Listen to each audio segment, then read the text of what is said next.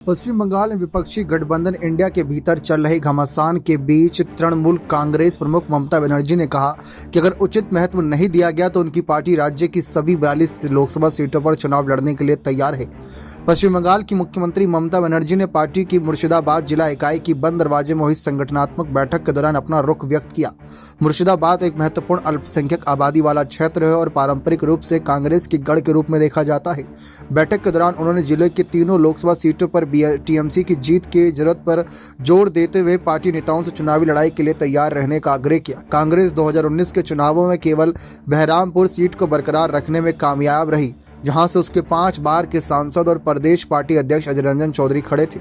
TMC के एक वरिष्ठ नेता ने नाम न जाहिर करने का अनुरोध करते हुए कहा कि हमारी पार्टी सुप्रीमो ममता बनर्जी ने स्पष्ट रूप से कहा है कि TMC Indian national development inclusive alliance यानी इंडिया के सबसे महत्वपूर्ण भागीदारों में से एक है। लेकिन बंगाल में अगर हमें बाहर कर आरएसपी, भाकपा, माकपा को ज्यादा महत्व दिया गया तो हम अपना रास्ता खुद बनाएंगे। सभी 42 लोकसभा सीटों पर चुनाव लड़ेंगे और जीतने के लिए तैयार रहेंगे। माकपा के नेतृत्व वाला वाम मोर्चा, कांग्रेस और टीएमसी सामूहिक रूप से विपक्षी गठबंधन इंडिया का हिस्सा है। पश्चिम बंगाल में हालांकि माकपा और कांग्रेस ने टीएमसी और बीजेपी के खिलाफ गठबंधन किया है। इस फैसले से सोनिया और खरगे के लिए बैठे बिठाए मुसीबत बढ़ गई है। जी हां, एक अन्य टीएमसी नेता ने नाम न छापने का अनुरोध करते हुए कहा कि पार्टी प्रमुख ने कहा है कि हमें तीनों लोकसभा सीटें जीतने के लिए तैयारी करने की जरूरत है। जब हमारे एक विधायक हुमायूं कबीर ने बताया कि अधीर रंजन चौधरी अल्पसंख्यक बहुल जिले में एक कारक है तो बनर्जी ने इस दावे को ज्यादा महत्व देने से इनकार कर दिया और कहा कि अगर टीएमसी एकजुट होकर लड़ाई लड़ेगी तो उसे सफलता जरूर मिलेगी।